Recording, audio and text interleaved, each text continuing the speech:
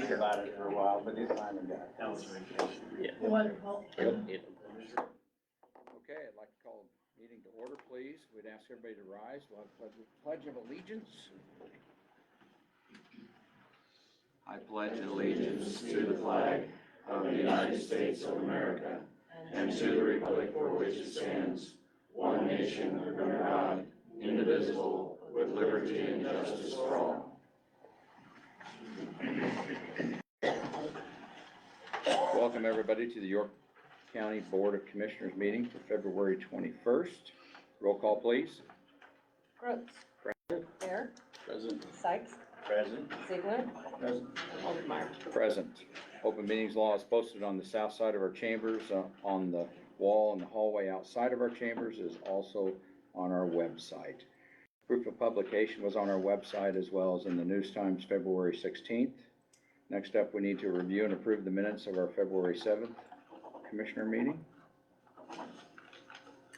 Move to approve. Thank you. Second. Thank you. Any other discussion? Roll call. Brooks. Yes. Bear. Yes. Ziegler. Yes. Sykes. Yes. Oldmeyer. Yes, and we also need to adopt today's agenda. Motion to approve today's agenda. Thank you, Jack. Second. Daniel, any discussion? Roll call. Sykes. Yes. Brooks. Yes. Bear. Yes. Ziegler. Yes. Oldmeyer. Yes, okay. First up is officials forum. Morning, Harv. Good morning, everyone. I'll just give you a quick update. Basically, on Road O, they drove a test pile Friday. They now know how long the piles they need to get up to bearing. They will get them ordered in a few days. They're hoping they get in so they can continue to work on that. On Road O, the bridge deck is completely removed. They have not, they haven't been working on the abutments when I was down there. On Road 20, they have the coffer dam built for the pier on the east side. They was making a pad so they can move their train around and drive both banks at the same time. And that's kind of where they are up there. Other than that, we just we played with Mother Nature last week, and now we're trying to haul gravel and get things kind of smooth back out from her. So that's kind of where we're at with the roads right now. Okay. Any questions this morning? Thank you, Harvey. You bet. Have a good one. Any other officials? Nope. Okay. Seeing none other. Gary, you didn't have anything in? Okay. Public comment. At this point in time, anybody from the public can step forward and address the board if they'd like to, give some comments, a couple minutes.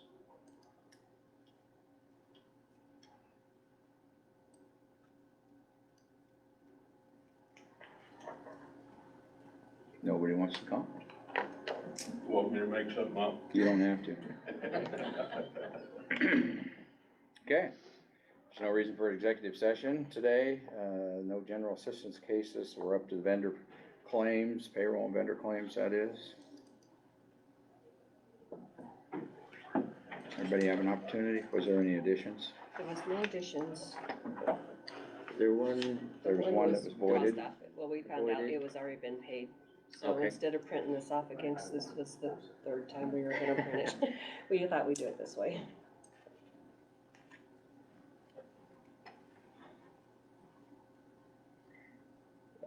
It was relatively low Mhm. vendor claim, which is Right. nice to see. Mhm.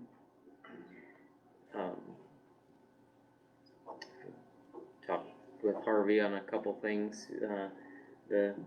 We had a motor grader that had some repairs. We saw that one coming through, and then we did talk about one of the big things that we were talking about at budget time was fuel, and kind of keeping an eye on where we're at. And we are over half, but we're also over half of the year, so I think we're sitting okay there. The one question I did have on the balances, the juvenile diversion, we're getting low there again. And so, we just wanna keep it mindful, cause we've got money we have to transfer out of there by the end of the budget. Yeah, and we'll have to address that, the way we did that resolution later on, but we'd also found a correction that, the last employee that was hired due to that grant, Yep. that payroll was supposed to come out of miscellaneous, because it was just gonna be a 6 month. Yes, correct. And unfortunately, the first couple payrolls, 2 or 3, Okay. came out So of that, Right. Yep. So it'll We never get, got the coding Sure. on the salary sheet, so she just assumed it was out of the general. Right, we got so that. so that. it'll make it part look of better. Yep, Yep. yeah, Yep. okay, And then we've had some other, money come in, I believe. So when you see the balance, it is estimated. I Sure, don't know if yep. they've necessarily reconciled towards each other, so. Yep. But yeah, we should be okay on there. But Very good. we'll have to address that resolution the way we worded it right. in a future meeting coming up. Anything else on vendor claims? There's a sizable bill to the Aurora Co-op for fuel. Is that a monthly, 6 months? How often does that amount here? Harvey? Roughly every 6 weeks.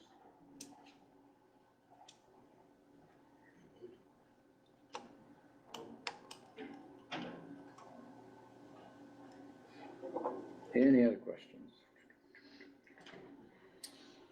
I'd make a motion to approve the payroll and vendor claims. Thank you, Daniel. I'll second it. Thank you, Stan. Any other discussion? Roll call, please. Crowns, Yes. Bear, Yes. Ziegler, Yes. Sykes, Yes. and Overmark. Yes. Okay, there is no funding transfers needed. Discuss an act on a grant application for an improvement fund for the village of Gresham. Bob, are you stepping forward also? Yes. You might have to bring a chair if there's 3 of you. Alright, good.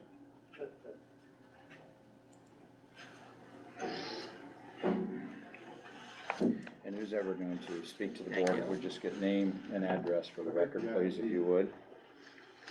It would be Thank you. Tony Kane. Thank you.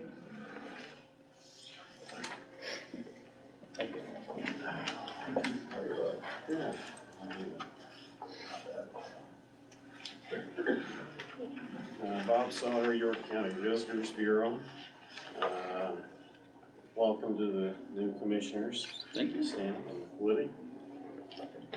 We had an application brought in by the Village of Gresham for the construction of a park pavilion on their Blackbird Park area.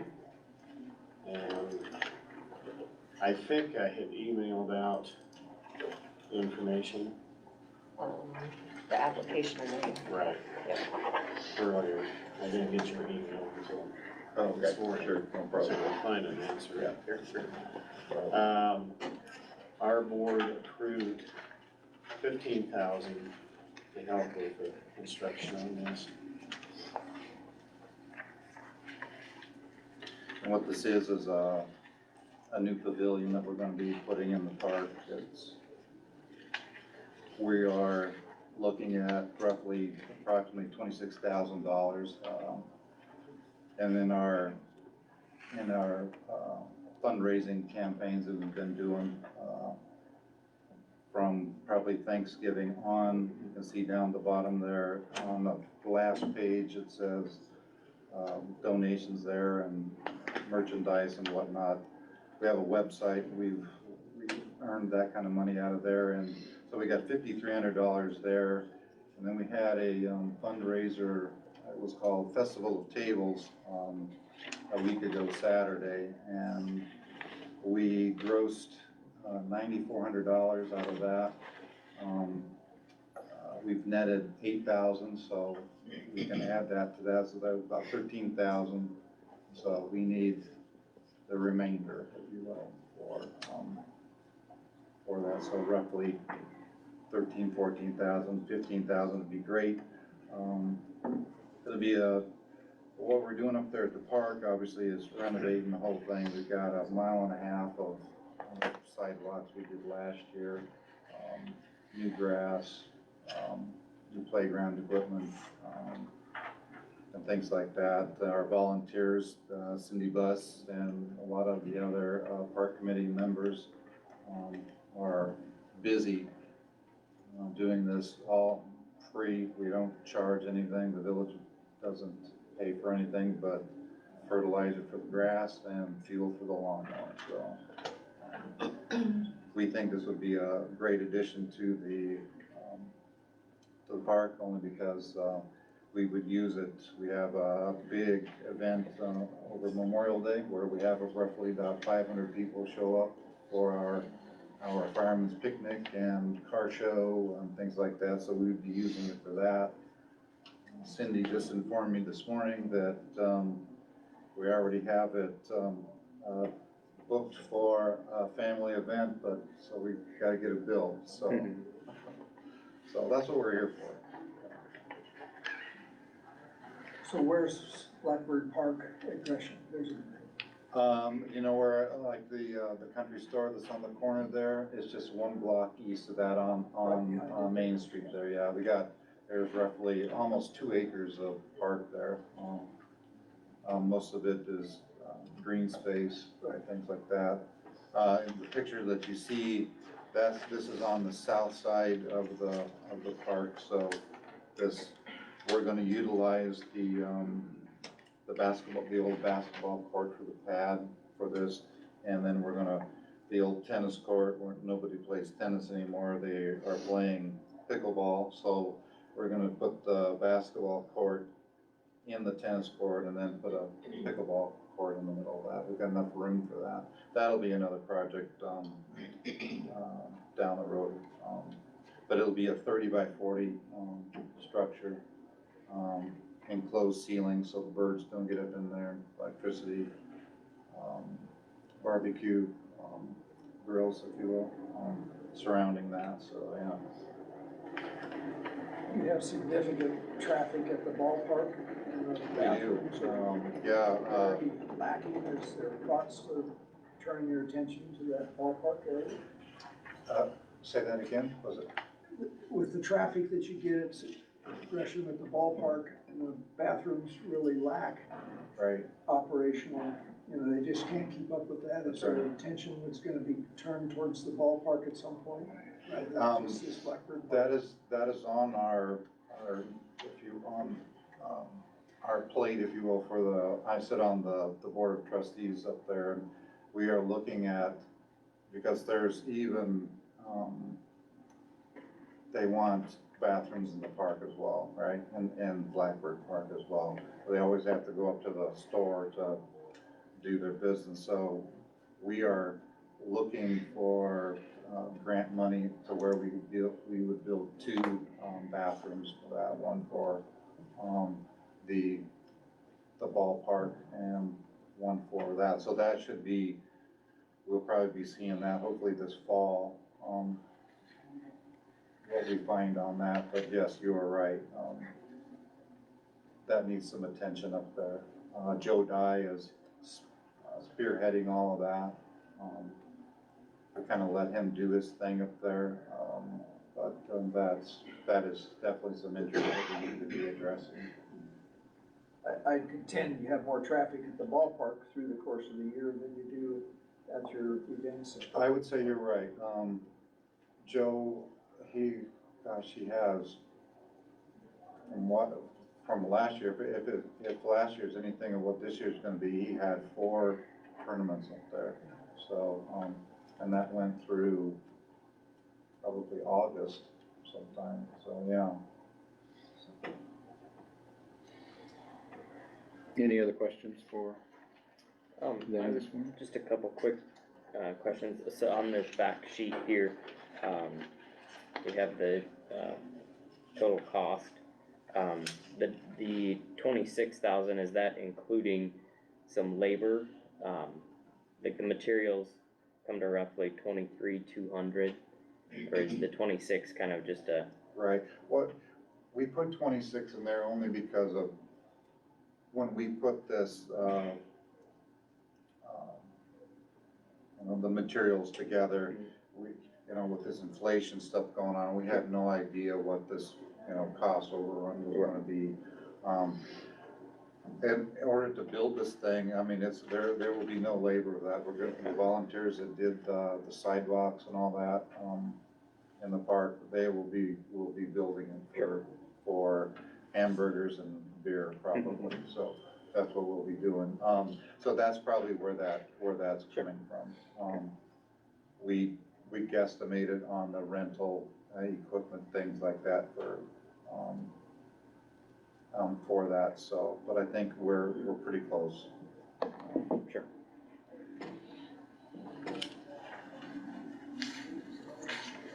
Okay, the Visitors Bureau did meet on this, obviously, and the recommendation that's being brought forward is the $15,000. There was some in the Bureau that wanted to give a little bit more, and there were some that wanted to get a little bit less, so we kind of settled in at the 15. And for the new commissioners here, that's a recommendation to the board. The board can give whatever they want to this project. So the recommendation from the Visitors Bureau was the 15,000. We have in the past, I'm not sure, the gazebo that is downtown, across from the downtown on the south side of the street. Yeah. We had participated in that as the Visitors Bureau. Gresham seems to be a community that is striving hard to clean their community up. They're working hard at it. So the Visitors Bureau felt like this was definitely a worthy project for them to continue forward and do it. We know that all of our small communities have problems with that, and they seem to be working hard at it. Not that the other ones aren't, but they are in front of us here today. So it's really up to us, whatever we want to allow. If we want to go with the Visitors Bureau recommendation, or if we want to change it one way or the other, we sure can.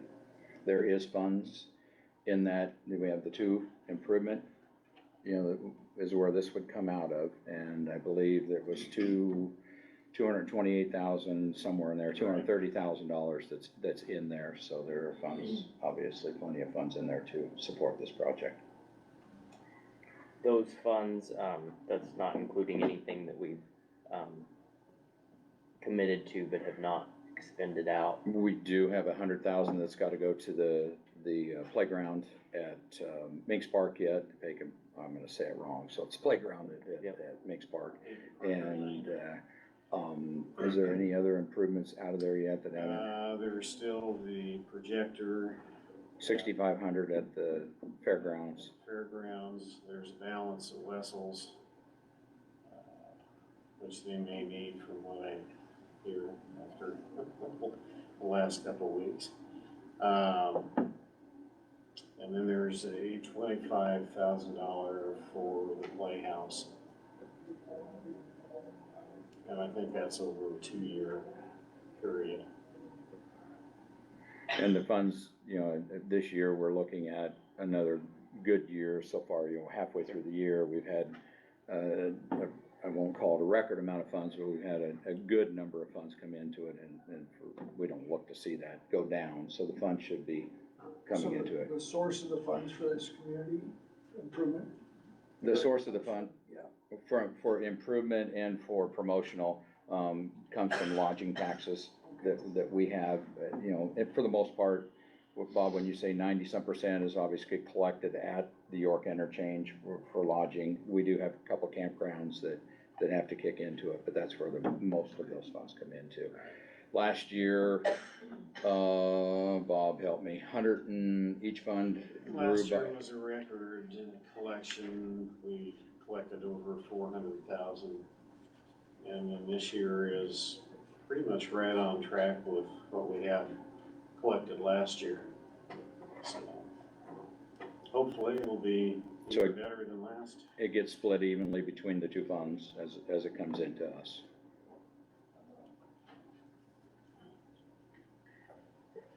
Bob, this is a question for you. So they've done pretty good in fundraising. You've had good luck in raising some monies. How does it work depending on how much we approve?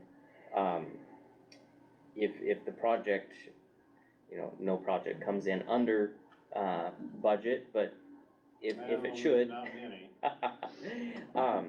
how does that work? Like, are we approving X amount and they get X amount, or are they turning receipts into you saying, hey, we've used our, donation money, now we've purchased this amount of materials, and so our final bill comes to 12,000 or whatever?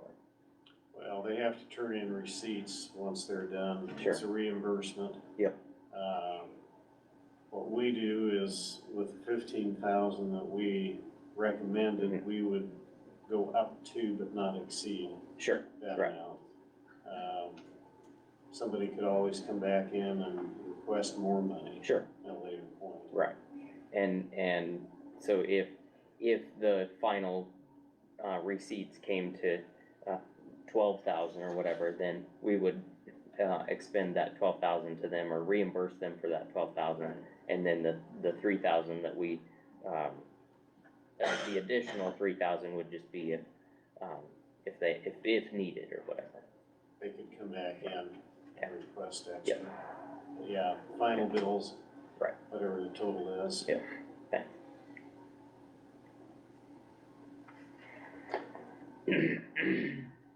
Okay, any other questions, comments?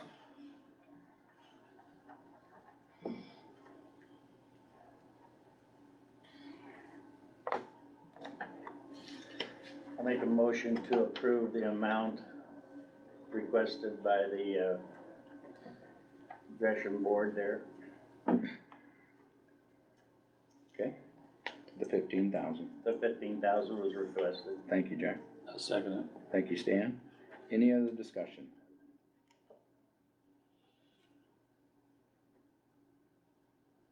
Roll call, please.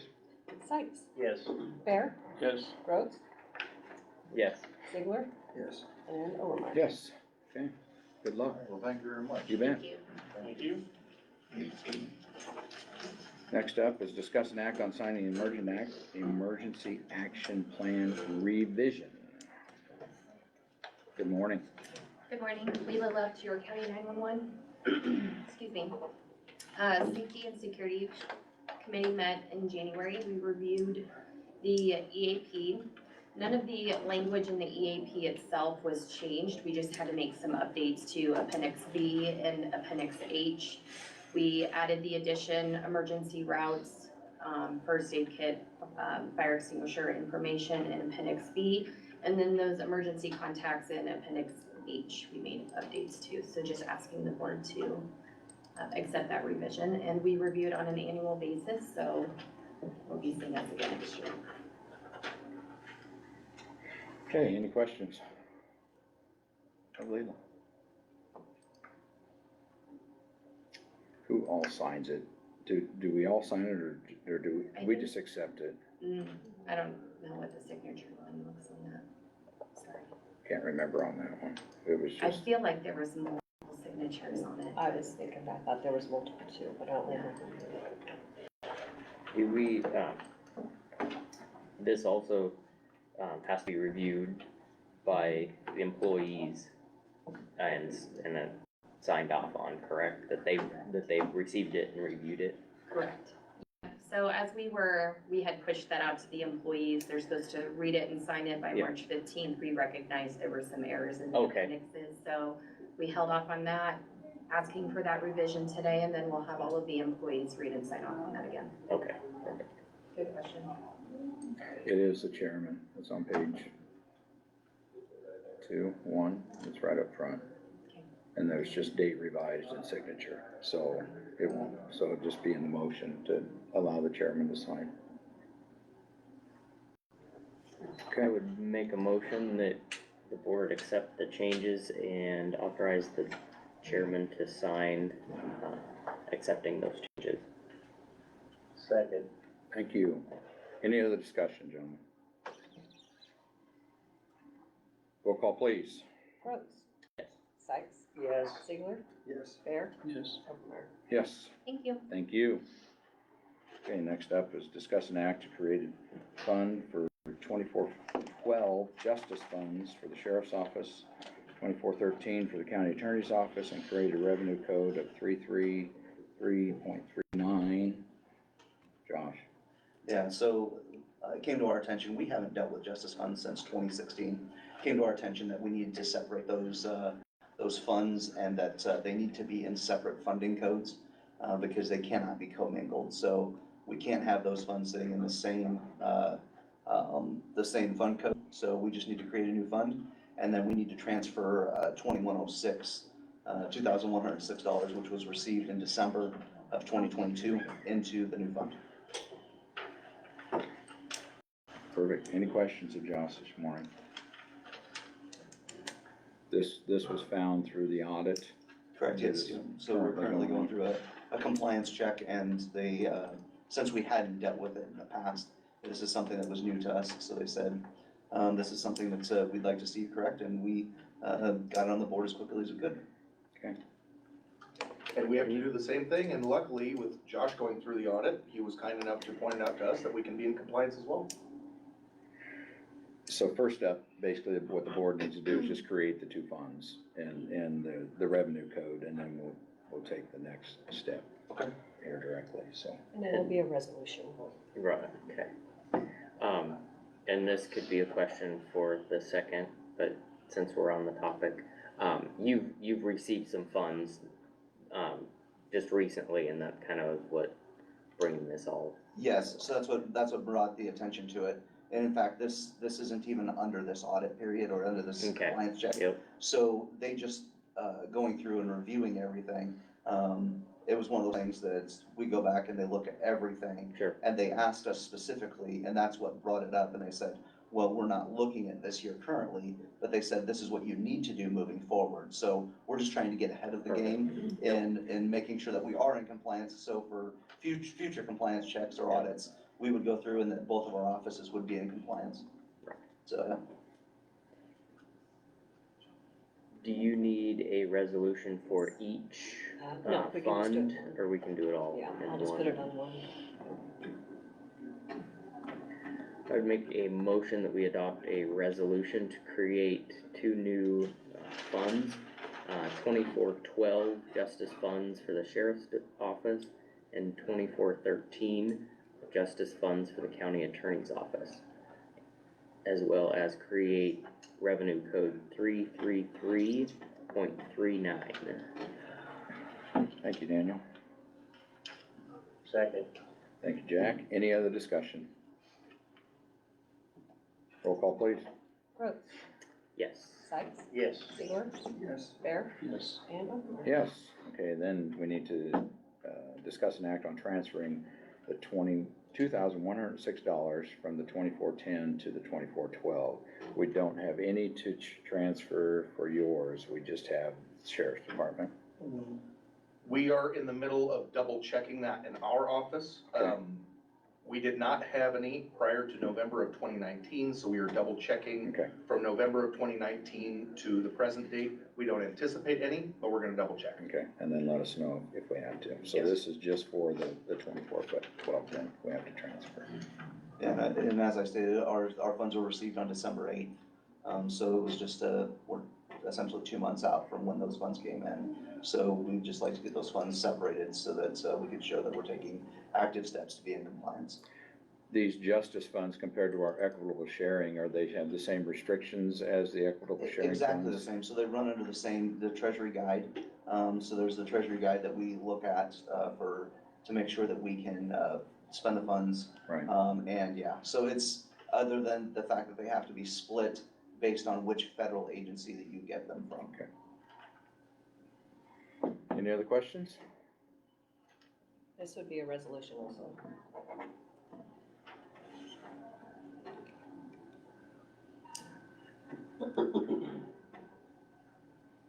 I would make a motion that we adopt a resolution transferring $2,106 from Fund 2410 to Fund 2412.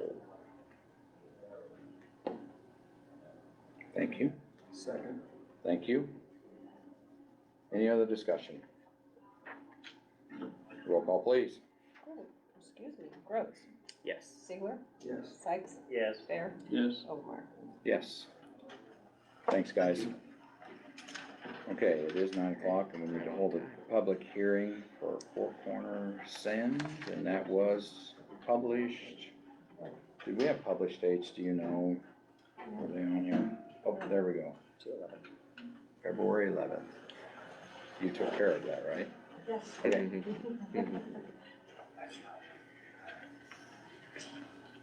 Somebody, you gotta talk. Yes, we're gonna do it together. That's good.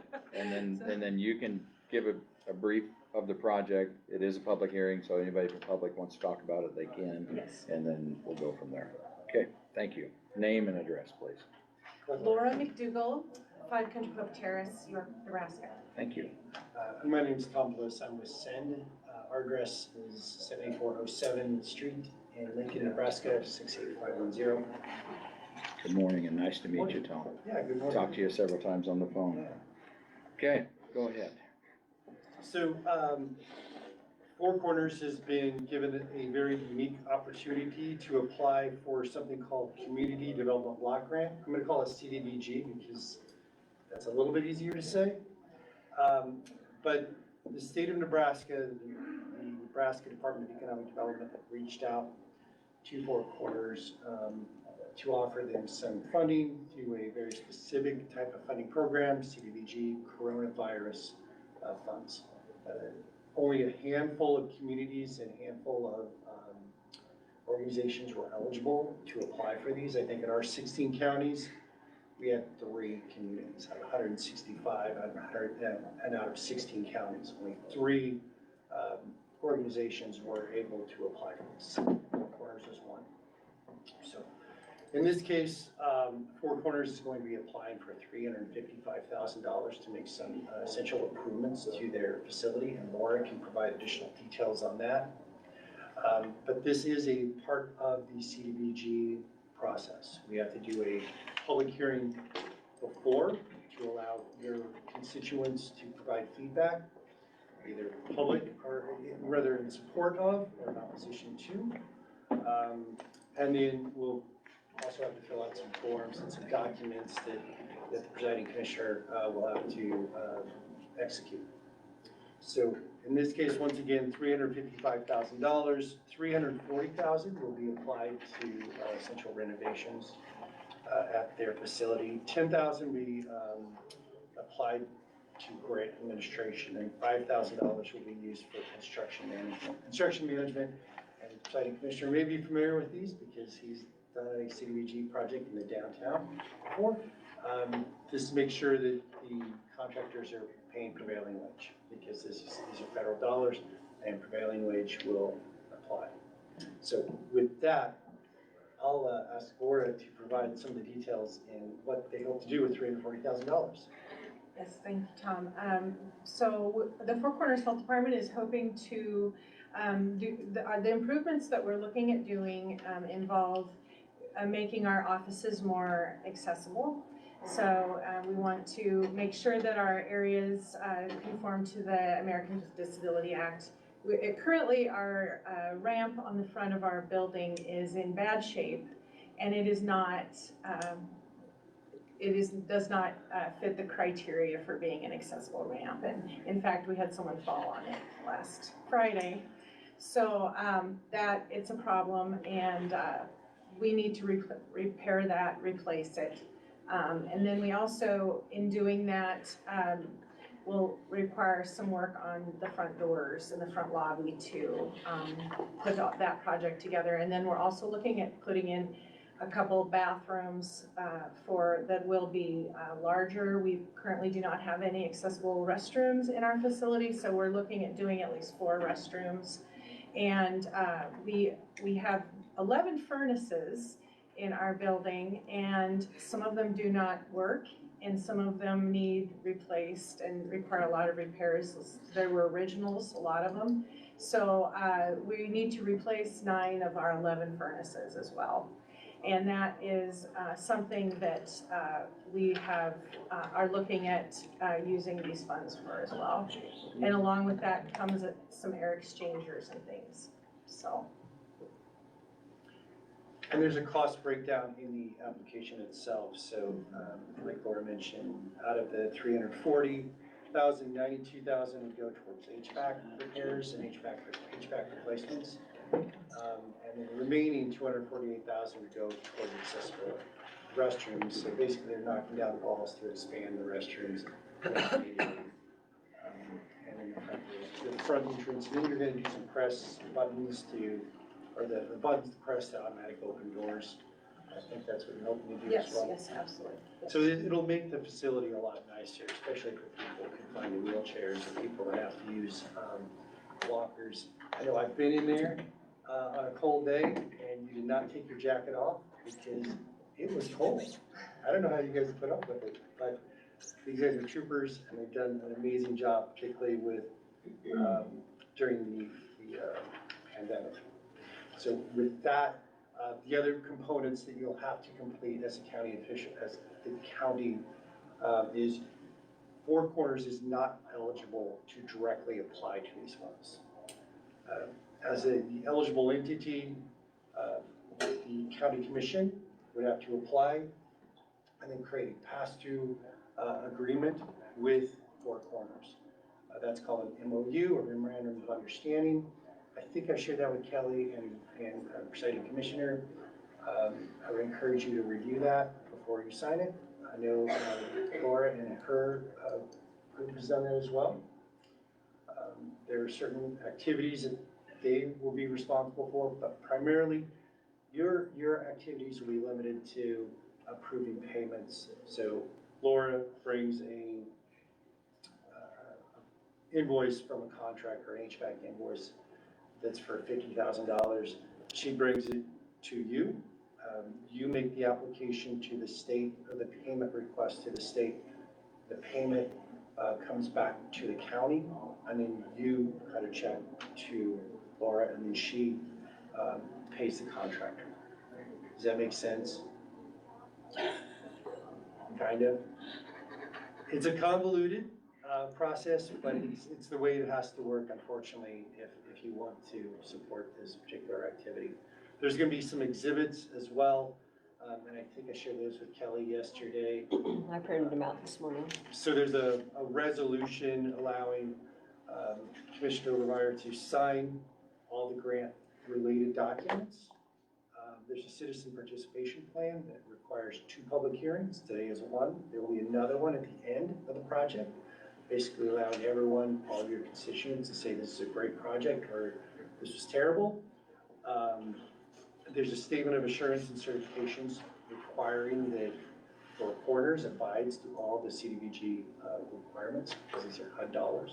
I mean, the last piece is an anti-displacement. So if for some reason Laura decides to displace someone, which I don't anticipate doing, that Four Corners would be responsible for finding that person a new home. But those are the primary pieces. But Laura's done a really good job. Titus has done a really good job as well. But once again, happy to try to answer any questions. Well, right now is the public hearing, and what's in front of us after the public hearing today is the memorandum of understanding. And then we would obviously on the next meeting get these others, because we didn't have them for this meeting. So it would be in first meeting in March, we'd get these others on there. So basically right now then, is there anybody from the public that would like to talk for or against this project? You can hold on, maybe they didn't get up before, I don't know. As someone that has been out there, Commissioner, on a cold January day, I would strongly encourage you to support this. As Laura mentioned, I think 9 of the 11 HVAC units, furnaces, I don't know if they were working that day, but it sure felt like they weren't. I think it was about 60 degrees in your building. And for your constituents that, I said, are confined to wheelchairs or that rely on Laura and Four Corners for health needs, that's just an uncomfortable situation, particularly when you ask them to go into a restroom the size of this folding table. It's kind of demeaning for them, to have to ask Laura or her staff to go in there with them to try to use the restroom. It makes sense to really support this, just for your constituents that are particularly over 62 and older. Okay, I'll ask one more time. Anybody from the public? Otherwise, we will close the public hearing. Well, Willard Peterson, 514 Road 13, York, but I'm a resident of Bradshaw and proud of it. And all I would say is that if I remember in back history, when it came up of one time when, where this office was gonna be, you guys, or the board at that time kind of said, we want it here, we want it there. I don't even know why you'd be thinking about this, just do it. Thank you. Anybody else? Okay, I will close the public hearing at this point in time, and what is in front of the commissioners is the memorandum of understanding. Just to give the commissioners a little back knowledge on this, Laura was in front of us, I'm guessing last May, somewhere in there, asking about this project, and the commissioners at that time were on board with it. And I think the ball, as one of our conversations, mine and Tom, the ball kind of got dropped by the state, this got brought back. So this did not find its way into our budget. Regardless of its pass-through dollars, it needed to be there. I did contact our auditor, and the auditor says that we can do it, we can run it through our inheritance, because we budget to spend all of our inheritance. You know, the event that we would have to spend all of it, we wouldn't be able to spend $355,000 of our inheritance, because that locks us into our expenditure part. So we can do this. I believe a time frame was put on it that the state would really like to see this done by the end of June or sometime in June. That seems very aggressive for what we have to do. Also, Laura's office is one of, our county is one of 4 counties. And we really want this to stay in York, you know, versus the others. So fixing up this office seems like a no-brainer on my part. Is it without work on our part? No, it is not. Federal dollars that flow through us still have our oversight, payment still comes from our office, and so it is work on our part, but I truly believe it's worth the work to keep that off and update the office that we need to do. So that's a little background if you guys have any questions you can think of right now, but this is a memorandum of, like I say, of understanding. And then as Tom mentioned, we will have more to come at our next meeting of to get going, and we will have to get going, you know, on this one. And can I add too that we have already pulled asbestos out of half of our building. So we had to remove asbestos, and when Tom was there, that was part of the reason it was so cold, was we're starting construction and the furnaces weren't working. That's part of that, but I do want to offer as well, I and Titus will be of as much assistance as we possibly can in making this as easy as possible to administer. And we appreciate that, but obviously when we're the oversight, there's just so much we just have to do. I mean, our auditor would, she already gets angry at us. Thank you so much for assisting us with this. And we did have, our Board of Health I have 2 signed copies here of the memorandum of understanding from our Board of Health president, so I can give those to you too if that's helpful. Please, they both be signed on the same document. And our attorney, Chris, emailed me this morning, said it looked good. So this is to authorize the chair to sign this agreement. We should already sign the one she. Well, yeah, I haven't done the authorization yet. I thought if I could have one copy. Okay, that's fine. Couple questions, and I don't know if this is directed towards you or to Tom. Just on the memorandum of understanding, there was a few things in there. Let's see. So like responsibilities of York County Commission, line number 2 says YCC will be responsible for all general CDBG admin requirements. So there's a $10,000 and a $5,000 piece of this. Where is that money ending up? That my understanding is that that's for the CDBG administration. Is that correct? And so we're responsible for finding that administrator, or how does that work? Sorry, I thought I was finished. I darted out. So great question. So basically that is part of the $355,000. Really pays SEND up to $10,000. So if we have $7,000 worth of time, which are billable hours, then $3,000 is returned to the state. Okay. Yeah. So it's reimbursed up to $10,000. Anything over that, we absorb. I see, okay. And anything below that is returned to the state. Very good. And the $5,000,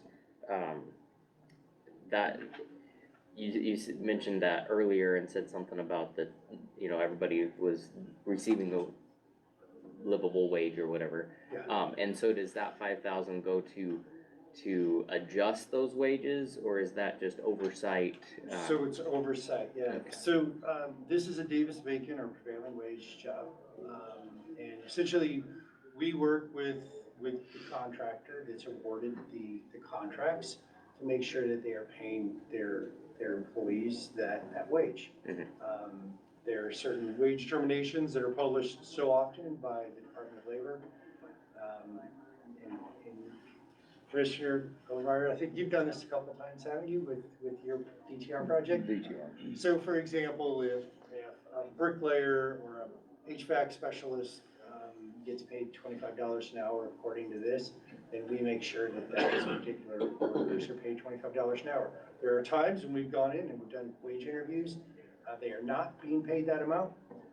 So as a result, we have to work with the contractor to make sure that they pay restitution to that person. Sometimes it's 75 cents, sometimes it's $50, but we make sure that they are paid correctly. So are you getting your answer? Right. Send get, you guys get up to 15,000 of the 355. Yeah, correct. Usually, honestly, there's usually money left that's returned to the state. Sure. It's a lot like the owner occupied rehab, $500,000 grant, we had to do that, 50,000 was our pitch in to send for running the project. And then one more question in here there, let's see if I can find that. There was something that said something about a local match. Number 5, under Four Corners Health Department, Four Corners will be responsible for providing all identified local matching funds for the project. Would be if there was local donations, or what is that? So more of these projects require some sort of match. Okay. This one is, as I said, truly unique. Okay. 1 of 3 in our 16-county area, and it does not require a match. Okay. So doubting cost overruns, yeah. Sure. Four Corners, but there's no match required. Okay, cool, perfect. All right, thanks. Got it? Yep. Okay. Thanks for coming back. Glad they didn't leave. Well, don't go yet. Any other questions?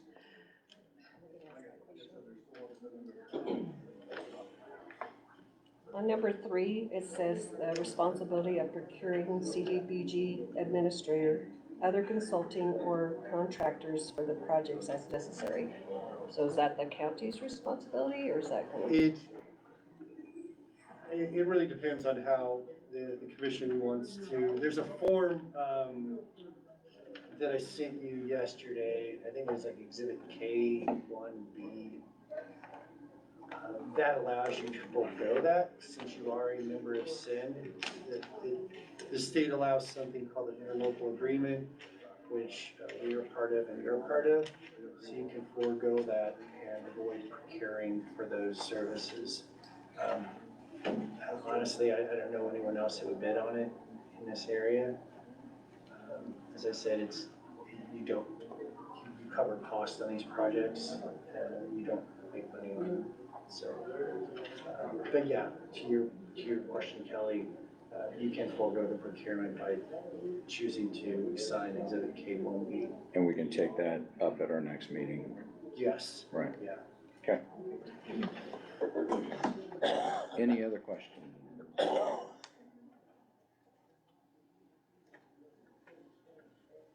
And this can be just done by motion, I believe.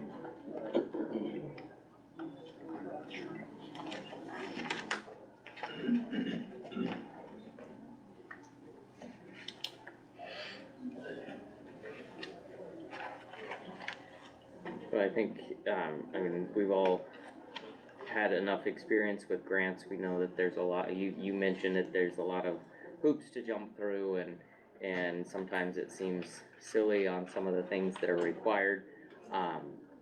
But at the same time, it's grant money that can help, and like we talked about, it's an organization that we want to keep here, and if we can improve a building and work towards that end with money that is offered, I think it's a good thing to do. So in stating that, I would make a motion that we go ahead and authorize the chairman to sign the memorandum of understanding for said CDBG grant. Thank you. Thank you. Any other discussion? Second. I think he beat you to it. Oh. Roll call, please. Gross. Yes. Ziegler. Yes. Sykes. Yes. Bear. Yes. Omenauer. Yes. Okay, we'll have it on the next meeting for the other stuff and Thank you. Thank you. keep moving forward. There's these, in case you have any follow-up questions, I know you've got my contact information. Perfect, thank you. Thank you very much. We'll get these signed and then we'll keep a copy for us too. Okay, we're a little bit over, but at this time at 9:15, well, it's actually almost 9:25, we will meet with Don Mohorn with Global Tech. Don is here. Name and address, if you would, please, once you get sat down. Good morning. Good morning.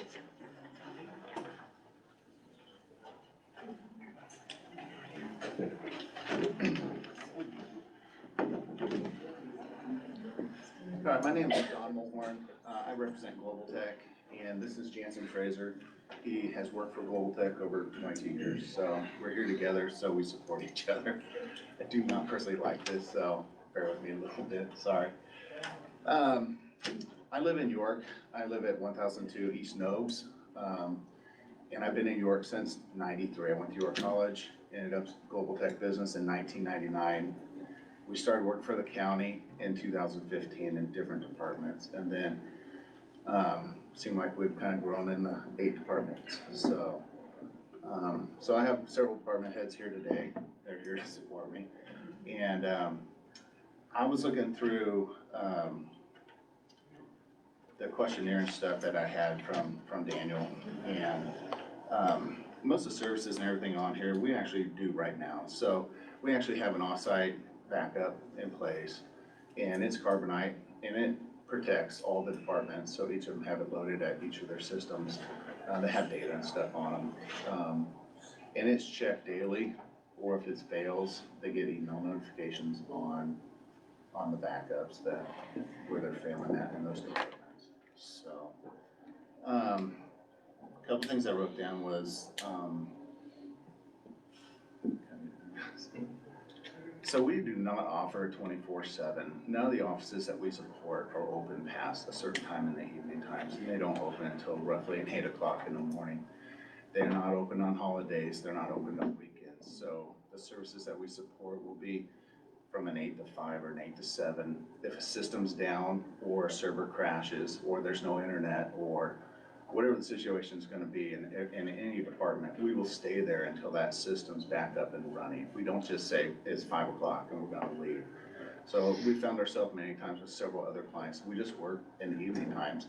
So the systems are back up or back in their offices either that night or that next morning. So I do not come out with a structure of a 24/7 structure.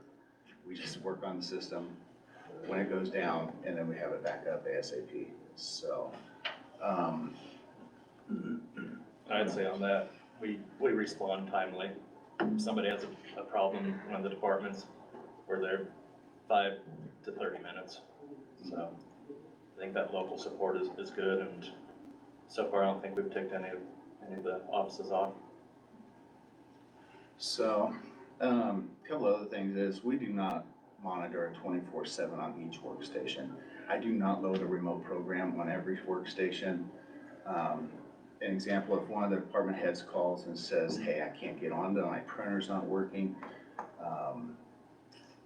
the computer's not booting up correctly, or whatever the situation is gonna be, Office isn't working correctly with Outlook, we will show up on site. We do not log in remotely. I don't wanna see what's open on the client's computer. I think they have discretion on closing stuff before we get on site if it's something that's private to their office. I do not wanna monitor checking accounts and banking accounts and screenshots of workstations just to monitor a 24/7, which we don't support, security system. We have virus detection in place on every workstation on the county's network that we maintain. We also have a redundant virus protection on a gateway through our virus protection, in which we are able to exclude every nation in the world from accessing the county's network. So we have multiple virus protections in place. It blocks against ransomware.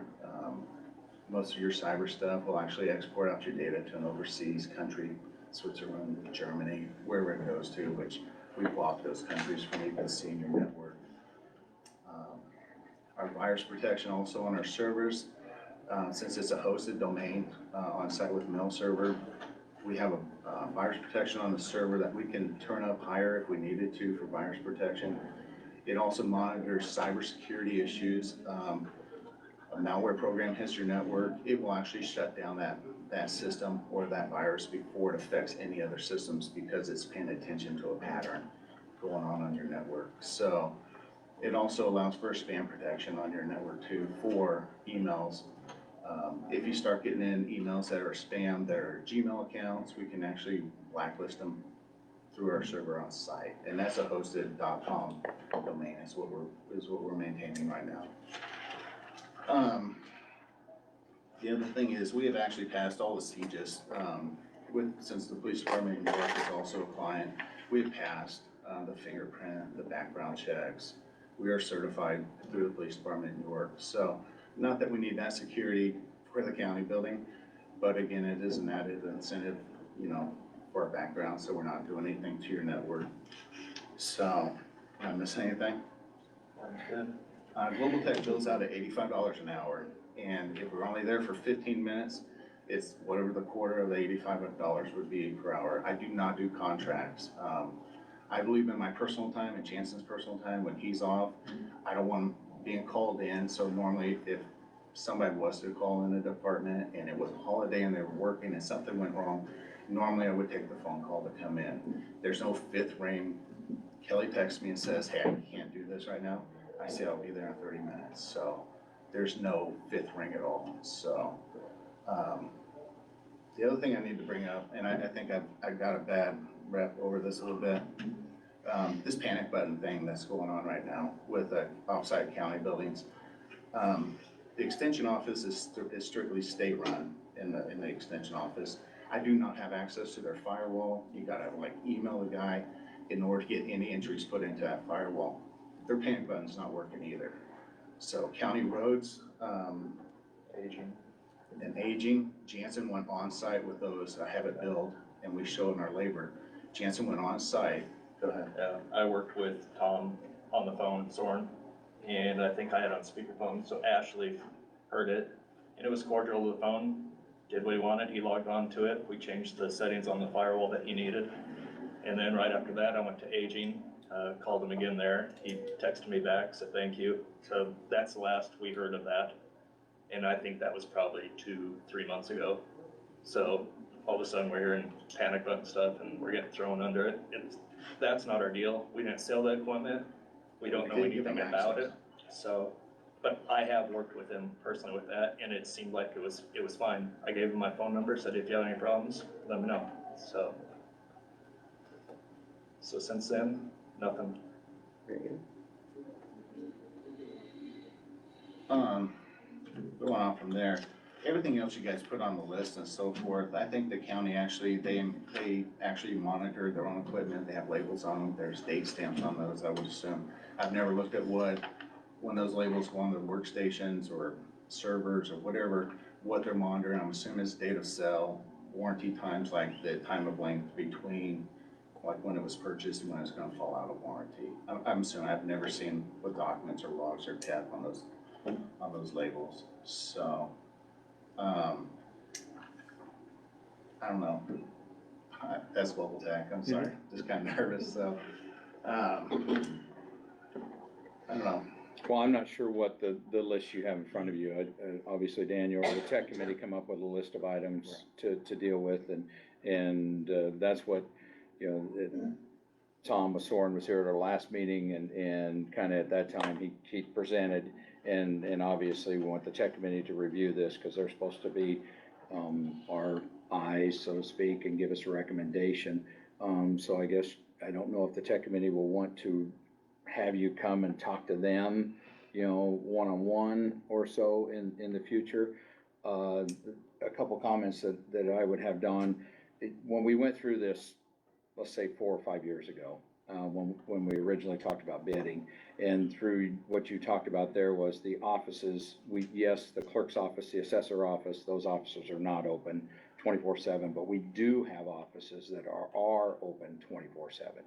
And at that time, you know, I believe you had said too, you just couldn't do that, or. I chose not to. Yeah, choose not. I couldn't say you couldn't do it, you choose not to do it. And I assume that's your same Correct. stance I do not today. want anything to do with dispatch or sheriff's office. 24/7, 365, which we have to have. You can understand what we have to have. So then that puts us in a situation where we have essentially two that have to deal with each other. Because there's obviously the county owns the equipment, right?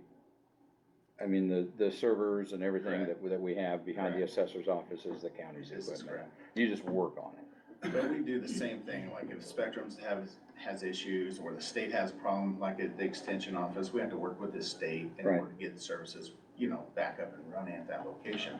Same thing as Windstream, or the heating and air company with their equipment on the network, or even some of the new equipment that comes out, that's smart building monitoring, gas and sensors in your buildings and water leaks. So we have to deal with work with a lot of different vendors.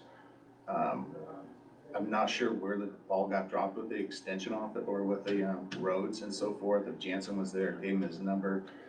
Last Friday, we tried to run the extension office on a panic button, and Tina called in, or one of the ladies called in. Of course, dispatch was busy. They said they'd call back. They never called back. So the panic button still hasn't been tested on-site at the extension office. So I'm not saying I'm not willing to work with this other IT group, but again, it's been functioning fine, and the department heads enjoy what we do for their services, and it reduces this other IT group, whatever their plans are. I don't know what their billable rate is, but you'd have to be able to compare what we charged last year to what this other IT group charged, and I think we were $1,000 cheaper in 1 month compared to what this other group, for 2 offices, which we run 8 offices. So, I mean, our bill was probably $500 and they were probably $1,900, something like that.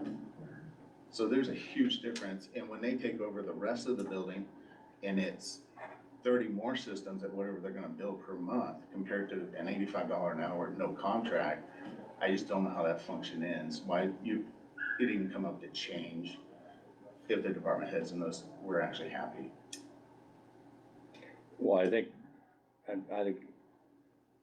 think what you're comparing wouldn't necessarily be apples to apples, because they're charging for 24/7, 365 service, which you admit ain't the same. Which the county doesn't need. No, just those that's what I mean. departments. So that my assumption would be when they're bidding something that doesn't need it, it wouldn't transfer that way. and that hasn't been bid, to my knowledge. I have no idea. Yeah. I'm just letting you see what the two offices run right now, and I don't really know, because I don't want to get involved Right. with that group of what's happening in their Right. department or their network, so. I think where I was going before was regardless of what's decided, whether we stick with one or whether we have two, the two have to get along. They have to communicate, they just have to. Because there appears to be times when, things like aging services or roads department come up and they have to communicate, whether they like it or not, because it's the county system. Correct. And you're here working for the county. So I would assume that those things, regardless as we go forward and whatever decision is made, communication is gonna be the key. Correct. There has to be communication. And I think that's been displayed. Yeah. Yeah, I agree with that. And I'm picturing, or I look at, so when you follow the CJIS and the FBI policy and so forth, these two networks that you guys have in this building between 911 or communication and sheriff should really legally not be touching the county's network. And that's a cybersecurity issue. I'll put myself in front first. If the county building randomly got some brand new cyber issue, a ransomware program, and they had wires that were touching the county's network, then it could possibly affect. So according to the FBI, there should be one firewall, one network, and then they're divided after that. So 911 or communications should be on their own firewall, which they are, but there should not be a backbone cable that connects. And I have 5 orange cables that are brand new KOR6.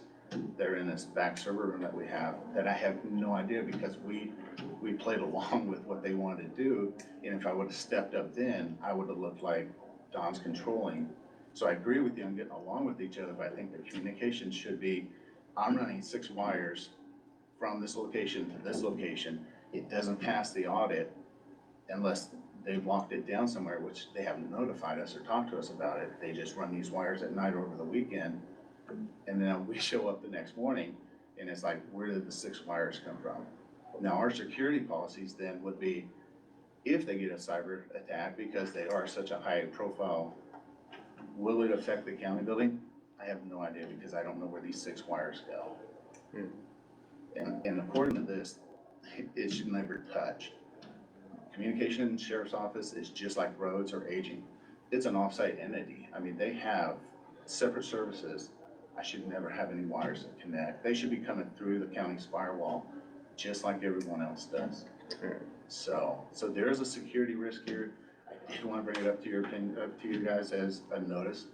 I just need to figure out where the 6 wires run, if you continue to use us as an IT group. But it does need to bring it up as a risk issue. Do we have quite a bit more, because we have board equalization at 9:30, and we can come back to this, that's not a problem, or do you have some questions? No, I think at this point, I think we've answered a lot of questions today, and we've heard from Dawn, just like we heard from our other IT group. I think at this point, the next step will be any further questions can be directed to the tech committee, and I'm sure that we'll have more sit downs to discuss. The one thing that I might just bring up in that the reason this is all kind of came to a point of where the tech committee wants to make a decision. I think you brought it up in that the 2 separate networks and having communications running in from a county standpoint as a whole, looking at it, and to keep them completely separate and have it, it's starting to have more ramifications and more costs that we want to function as a single entity, and how do we do that best? And so this is kind of the tech committee's initial discovery phase in how do we function as a county as a whole most efficiently. And so that's kind of the But your thoughts would actually be, if this is one of your most important offices of dispatching, and it is 24/7, you don't want it down. Right. They should be encapsulated as their own entity. Right. So there should not be this thought of, is my network touching someone else's network? You know what I'm saying? Right. Even if there is one IT person, they are still a separate network because it's a Sure. separate entity. Right, yeah. So, Okay, Good. thanks, Sorry. Don. No, No, you're that's all good. right. For It's all somebody good who's nervous, you talked a lot. wow. Thank you. Thank you very much. All right, I assume Daniel or Josh or whoever from the tech committee will be, like I say, in contact. And that's another thing I can bring up to you guys really quick. With the tech committee, I think there's a strong bias there, in his personal opinion. 2 from one department, and then 2 from another department, and then a lonely single from the voters. You know what I'm saying? I think it should be more of a diverse, it's personal opinion, do whatever you want. Right, I'm not bossing around telling you what to do, but I think the other departments should actually be involved in some type of logic to what's going on in the county building, especially if they're gonna be forced to go to a single IT person, and it's gonna affect their office. Well, there'll be a recommendation. Obviously, the ones that make the decision are sitting right here.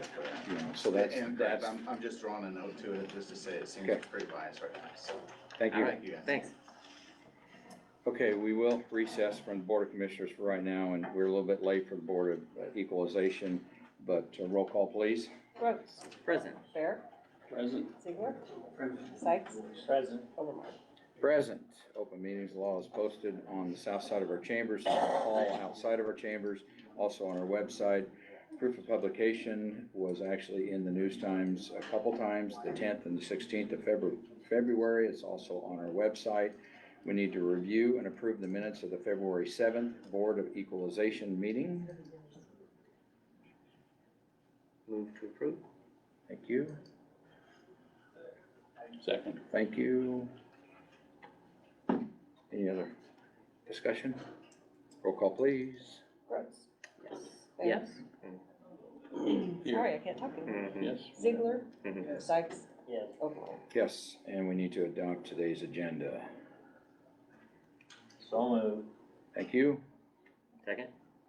Thank you. Any discussion? Roll call. Sykes. Yes. Brooks. Yes. Bear. Yes. Ziegler. Yes. Overmark. Yes. Good morning, Kurt. Good morning. Discuss an act on permissive exemptions. Yes. Kurt Bolgren, York County Assessor. Now, while this is a year that's not, let me back up. The permissive exemptions, there's 3 applications in front of you guys today. Typically, these are filed in years that are divisible by 4. However, 2 of these applications are new parcels that were acquired by a already previously exempt organization, and the other one, it was a church building that sold, and so there's a little change of use there. So that's why these are being brought to you today. We'll go ahead and we'll start with, if you want to, the first one be the Henderson Healthcare Services, the legal description's Lot 1. Province sub City of Henderson, parcel number 930199560. This is a lot that's across the street, I believe, to the east of the hospital. And according to the folks there at the hospital, they're going to be using this particular parcel as a staging area for a construction project that they're doing. And so it appears to meet all of the qualifications for exemption, so I recommend approval on that one. Do you want to take them up individually or go through all 3 of them? Just go through all 3 of them, Okay. Kurt. The second one is Lot 2, Providence sub City of Henderson. It's right next to the first lot. Parcel ID number 930016580. Again, it's a lot that's going to be used as a staging area for construction at the hospital.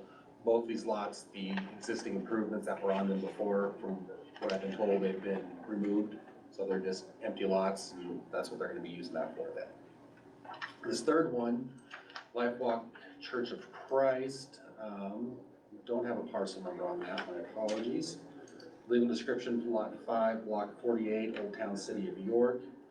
This one, they are going to be leasing some of the space in that church to, one's a nonprofit, the other one's not a nonprofit. But since they will be receiving revenue as rent, I visited with them, and what we're going to do, the 4,800 square feet, that's of total square feet of the building, we are going to exempt half of it, so 2,400, and the other half will be assessed value and will be responsible to pay taxes.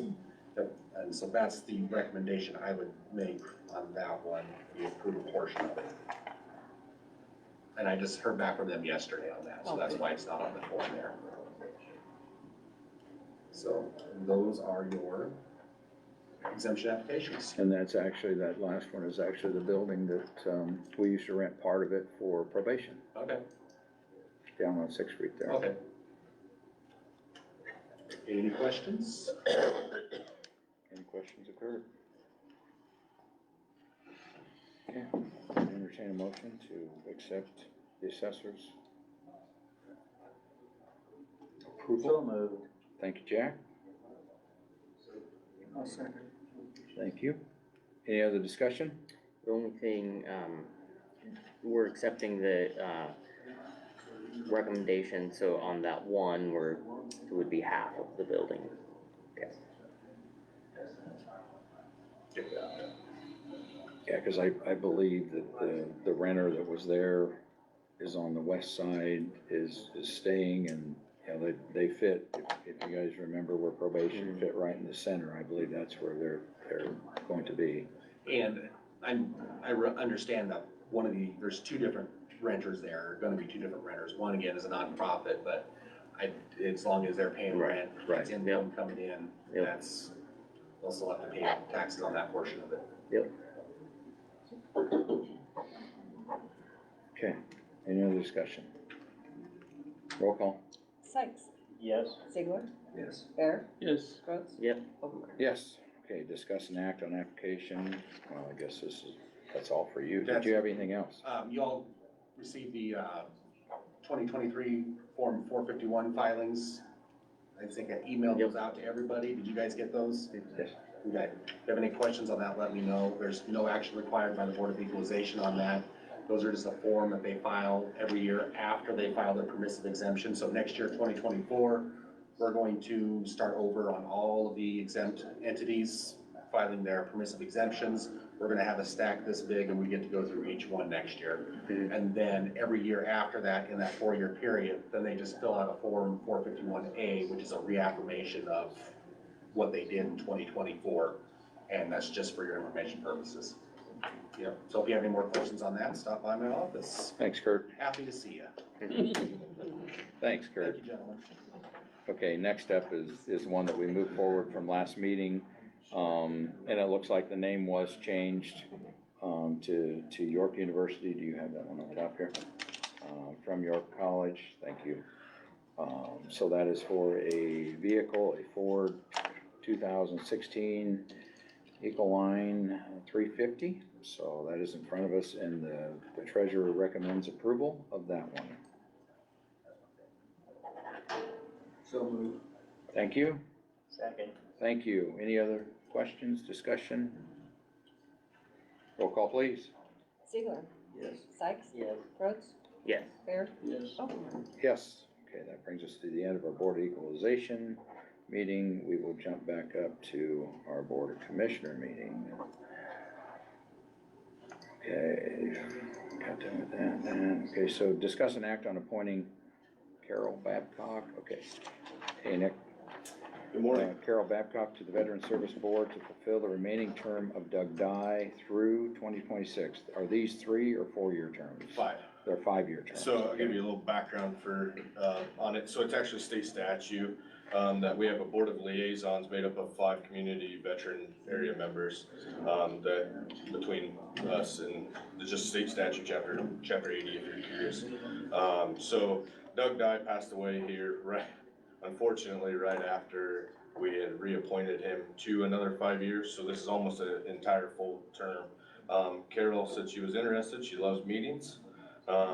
She was actually here, so she loves coming to meetings and attending meetings, so, she's been there. Stop it. Last week, we had our service committee meeting. We meet 4 times a year quarterly, and it was unanimous that we voted her in.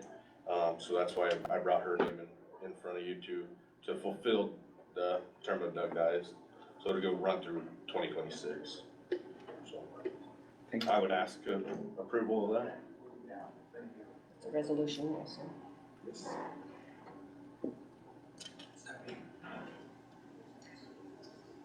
Did we adopt her It's a It needs to be adopted in resolution form. So I'll move that we adopt our Thank you. resolution. Second. Thank you. Any other discussion?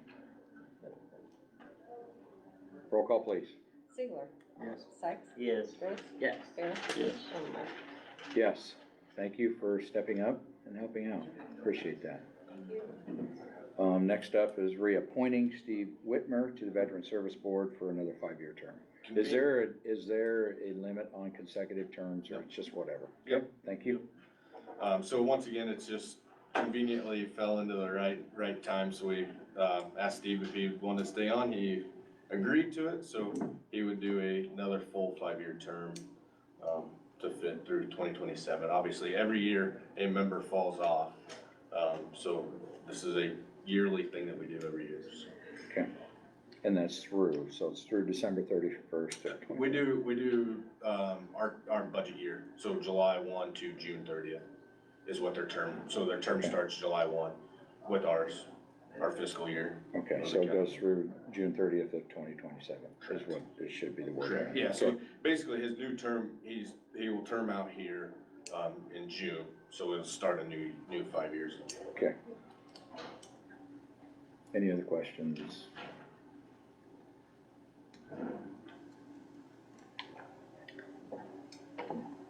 Based on the Veterans Board recommendation, I would move that we adopt a resolution reappointing Steve Whitmer for a 5-year term through June 30, 2027. Thank you. Thank you, Stan. Any other discussion? Roll call, please. Gross. Yes. Bear. Yes.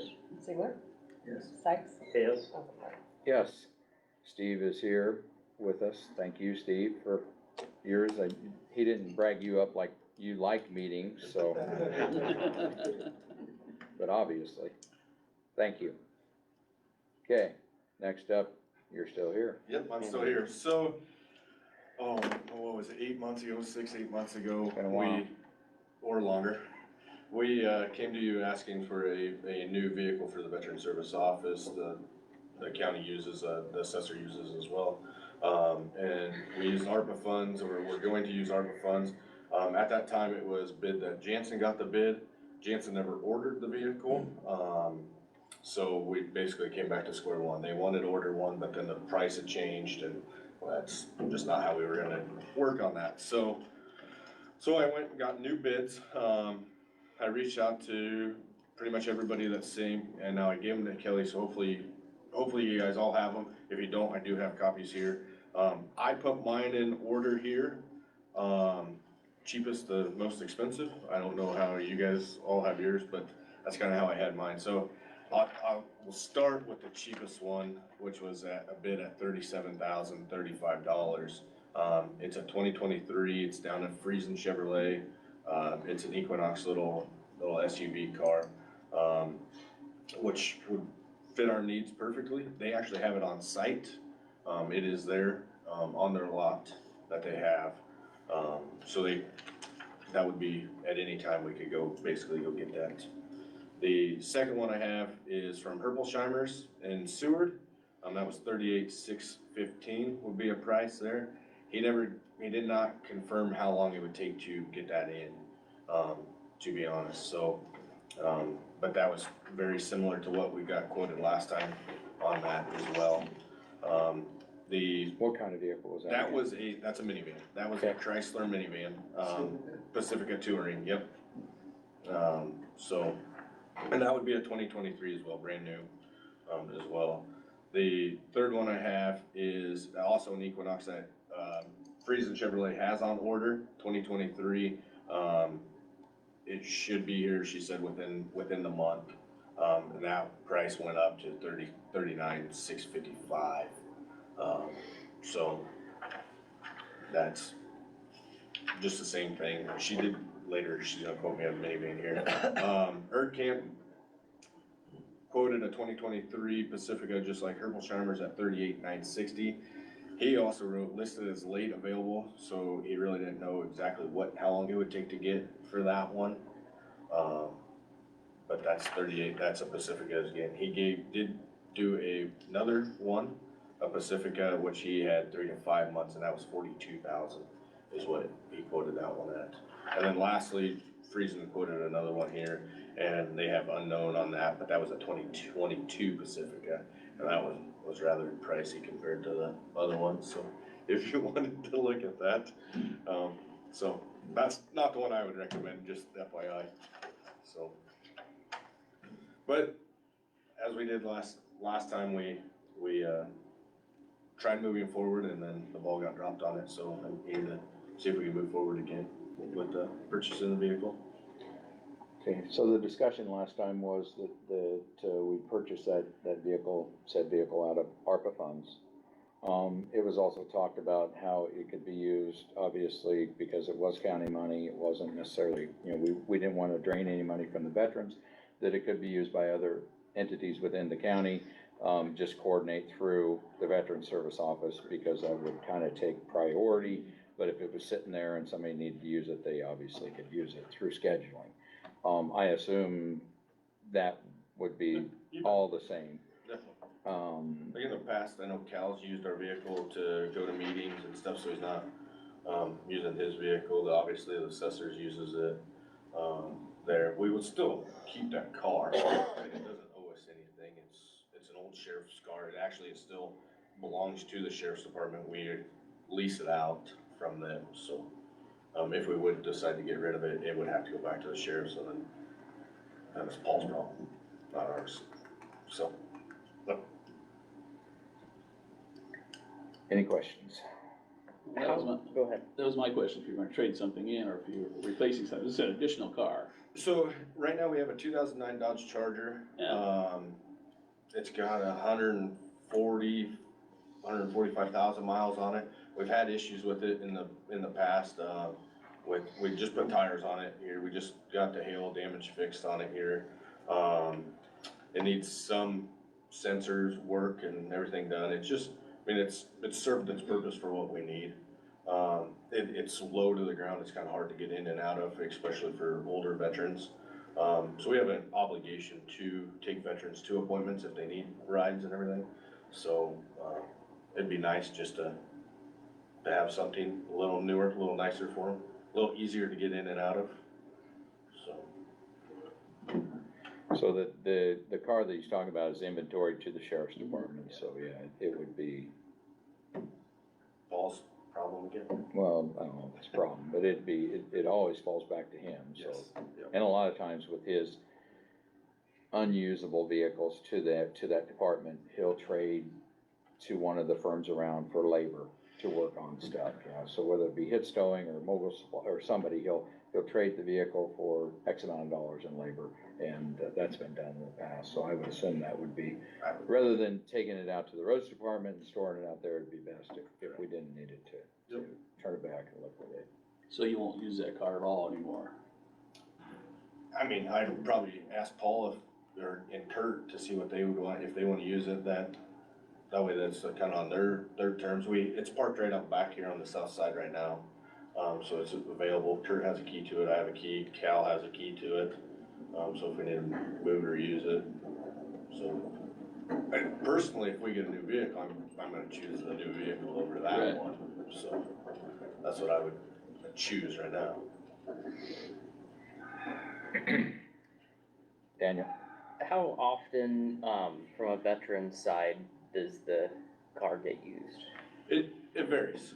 To be honest with you, it definitely varies. You see, and that's, Kurt and I talked about this over this in the fall, I guess, here.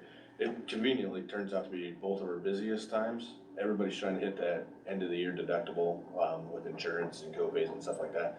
So we go to that. The VA is attempting to get more care in the community. It's a kind of a slow process, but then it changes, and all their contracts and bidding and stuff kind of change that too. But like in surgeries and stuff like that, that's all done in Omaha. So we have that. So, it just depends. The average age of the veteran population is getting higher and higher. So getting 2 appointments and driving and feeling safe in town. Like next week, we have 4 veterans doing Monday, 2 on Monday, 1 on Tuesday, and 1 on Thursday, going to 2 appointments that we're driving to, so. Do we drive them or they? So Fillmore County, I have actually paid drivers that do it. Here in New York County, we have volunteers that do it. So that goes under our handbook where they assume responsibility on that vehicle. There's a section in our handbook that covers them for that.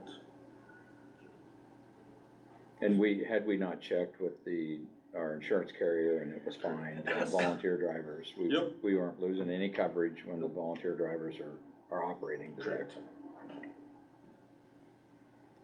Nick, is your recommendation the first one you said that was available now? I would, yes, recommend that one. And that it was how much? $37,035. It's also the cheapest. Yes. And it's available now. Yes, sir. And I'd make a recommendation that we accept his recommendation and buy the vehicle now. I'll second. Okay, we got a motion and we got a second. Is there any other discussion regarding this? Two things. One, where are we taking the funds from? I think we should probably put that in the resolution. So this isn't anybody's, nobody's fault here. It was 33,000 was authorized before. Everything's gone up, and like I said, it's nobody's fault here that we didn't get what we asked for a year ago. He came back to me and asked me if, he goes, hey, it wasn't ordered, Ford wasn't making those, and he pretty much gave me the price of $5,000 more than what the 33,000 was. Right. And then he goes, I can order it today if you just come sign this piece of paper. I said, that's not gonna fly. I was as nice as I possibly could be with it. And say, that's not exactly how we're gonna operate. And I said, I have to present that in front of you guys again. So that's why we came up with these. Yep. So I got new quotes and which I knew was gonna be higher. Yep. Nothing I can really do about that, sorry. The Pacific they're more money. They do hold maybe a little bit more people, but maybe that's not an issue for what this is primarily gonna be used for. If you look at it, like the assessors, they normally send out 2 people, so you got 2 seats is all they need. For us, normally it's a driver and a veteran. Now, we don't do like first aid or EMT, stuff like that. So we're not responsible for so if they need support as like a person to give them a caregiver, like for the pusher wheelchair or something, we would support that. There is room for both of them to use or house a wheelchair in the back. Okay. They're not handicap accessible. There's no no ramps or nothing like that. Yep. We're not trying to get into that. Right. We have Lori for that for a reason. Yep. So we don't need to get into that. We're not a taxi service around town. We don't give veterans rides to go get groceries. Sure. Lori's there for that. Yep. This is strictly out of town appointments, to the VA or VA contracted appointments. So that's all we would use it for.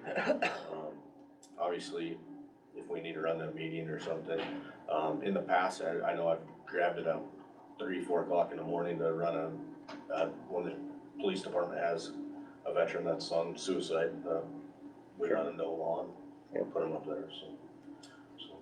Very good. And so where I was going with that, the Equinox is it's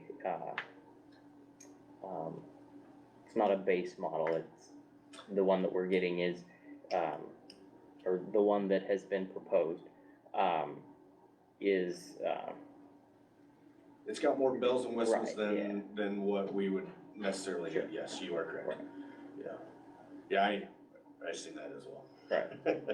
It is. It's probably definitely more fancy than what we need. Right. The like Herbolzheimer's did that base model, which would work to our needs as well. Sure. Right. We're not living in the thing and hauling our kids on family vacations. Right. So yes, it is more than we would need. Yep. And the final point, I think that, just to reiterate that this would be a vehicle that would be available to all departments, not necessarily a dedicated veteran service vehicle. Correct.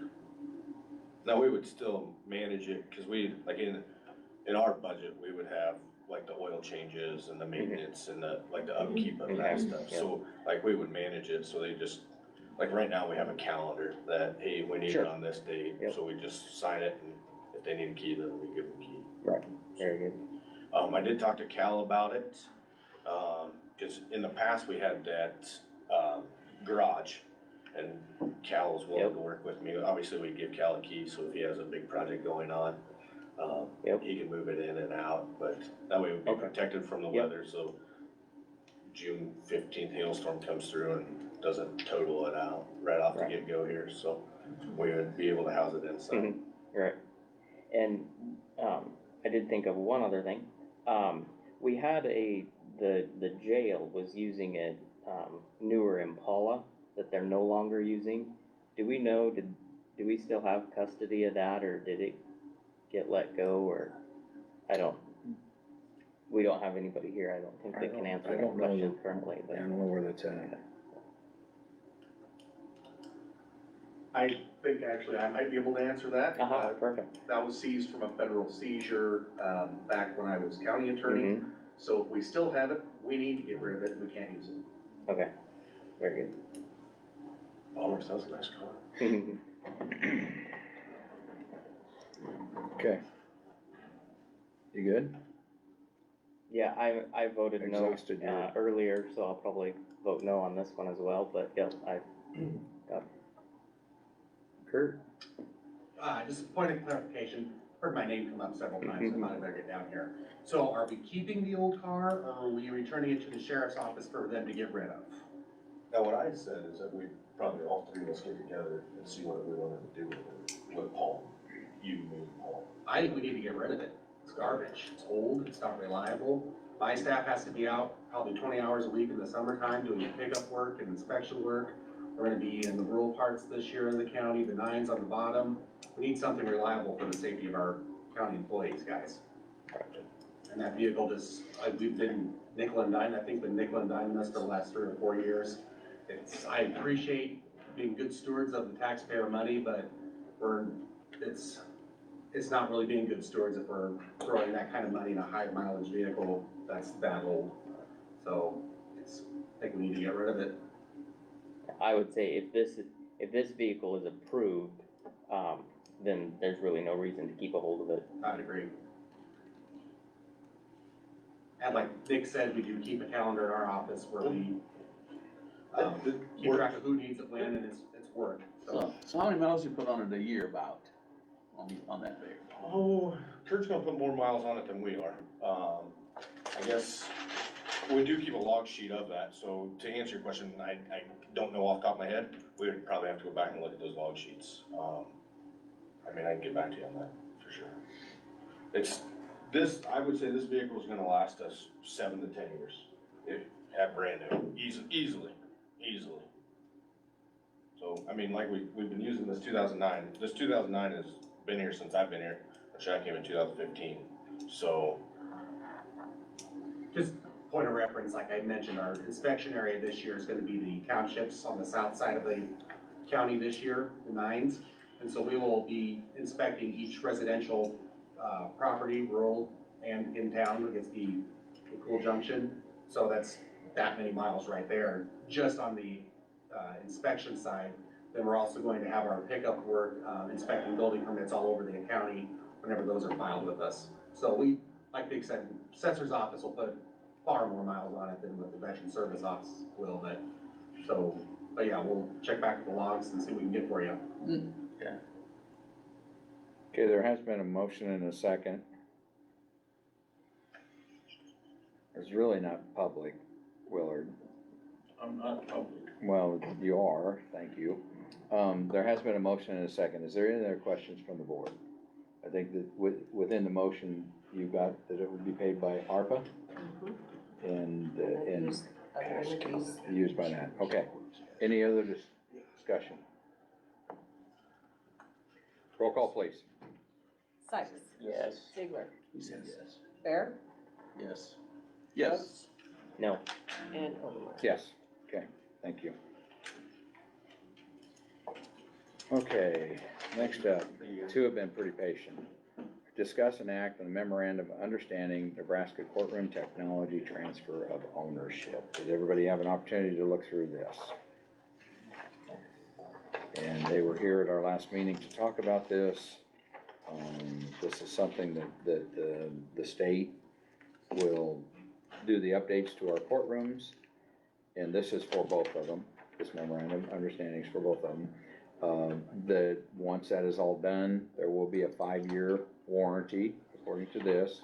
And then at that point in time, it will become totally York County's equipment to replace, to fix, to whatever, maintain, let's put it that way.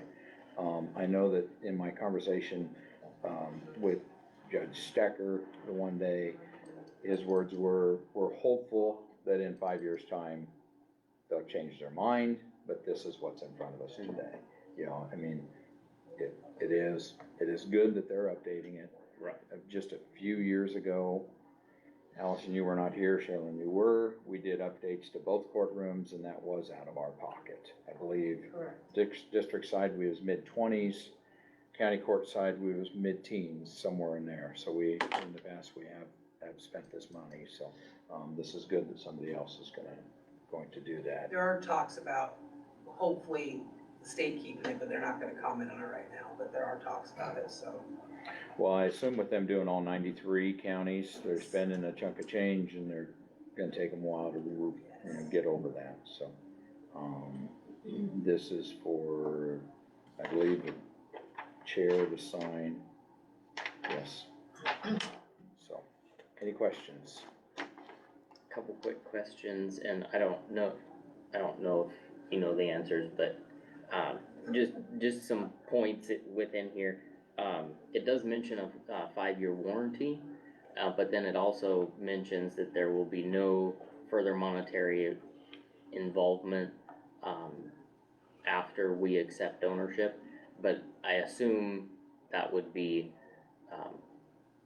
if there's the warranty would cover if something gives out, but if there's damage because of who knows what, that would be. Yes, that's my understanding right, of yeah. it too. And then, I don't think is anything here or there, but it's just something that maybe we should think about. Do you know if they're offering any type of UPS battery backup system for the new equipment? Right. Nothing was said to me about it, no. Yep. I can follow up with Jennifer and ask and let you guys know. Yeah, it just, and I don't think that is anything that holds this process up, but it might be something where, if we are eventually taking ownership of this stuff, we might want to put our own, tech dollars towards having that, just to protect the equipment if they're not providing it. So if you wanna find out and just let us know, so we can kinda Yeah, we can do it. plan for that. Yeah. Thank you. That's surgery on it. Any other questions?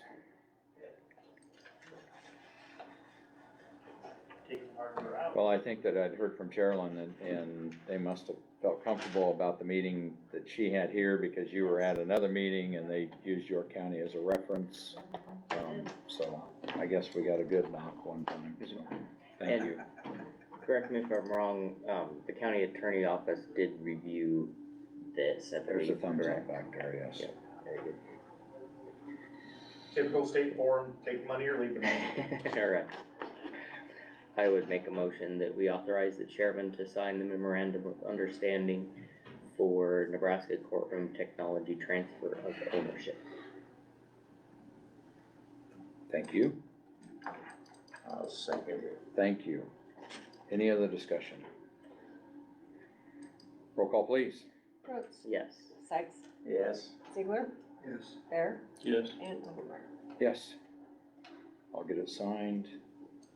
I'll get Kelly your will have comments it. so they can get it scheduled then.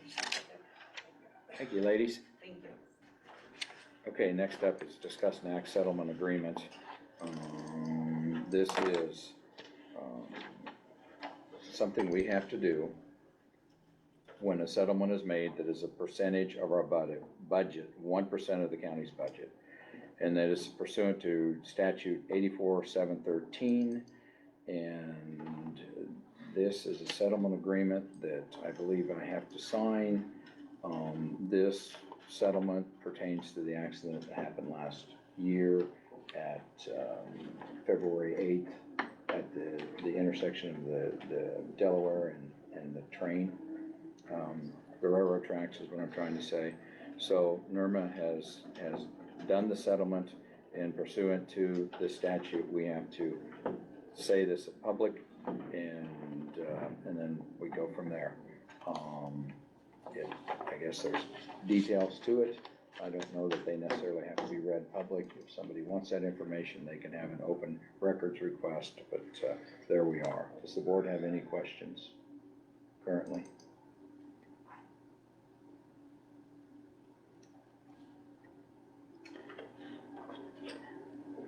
So we just need a motion Settle to settle the to agreement. settle.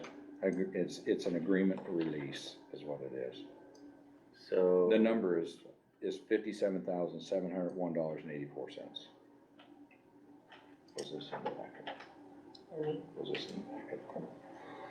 Yeah. I would make a motion that we authorize chairman to accept settlement agreement. Thank you. How much was that? 57,701.84. Perfect.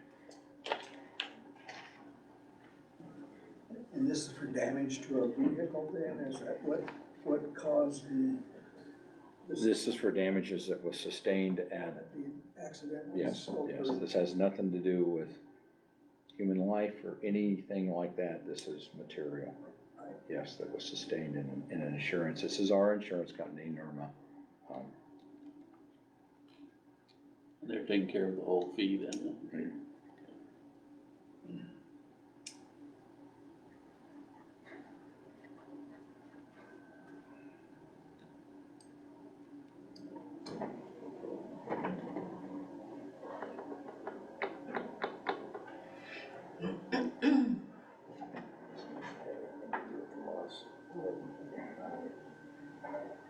Any other question? I guess I have a first and I have a second.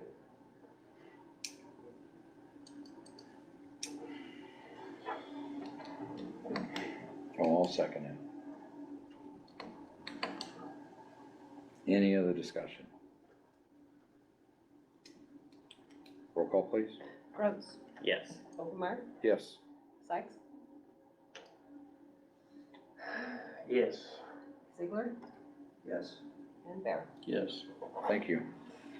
Okay, that does bring us to the end, unless I've missed something, other than committee reports. Now that we all have these new committees, do we have anything to report? Do you have something that you're standing out? We do need an exec session that I talked to you about on Friday. Okay. Let's go through committee reports.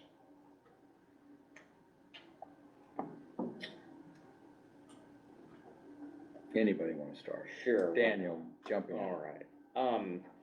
So roads department, we heard from Harvey this morning already, and we talked about that. But one thing that's come up is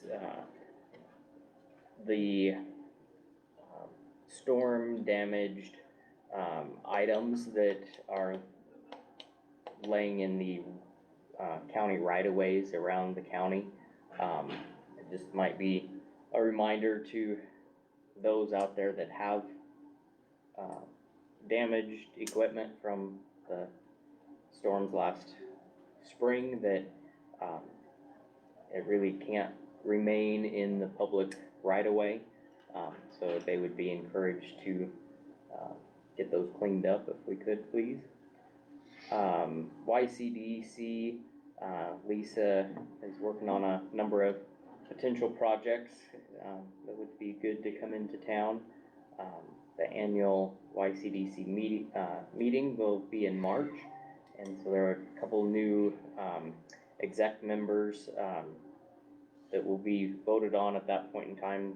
There's, the exec committee's going through, some recommendations and new board members, but that'll all take place at the annual meeting. Tech committee, we've got a lot of stuff to think about and decisions to make, so we'll be meeting in the next few days and weeks to try and figure out the best plan forward for the county. Attended the Planning and Zoning Commission meeting last night, so there was good attendance there. And then I might be stealing the chairman's thunder, but we talked about ARPA funds, and so for the new board members, we do have to have that a plan to spend that money by 2024, and then it has to be expended by 2026. So it's pretty wide open what we can spend it on, but we do need to kind of brainstorm on what we want to spend it on.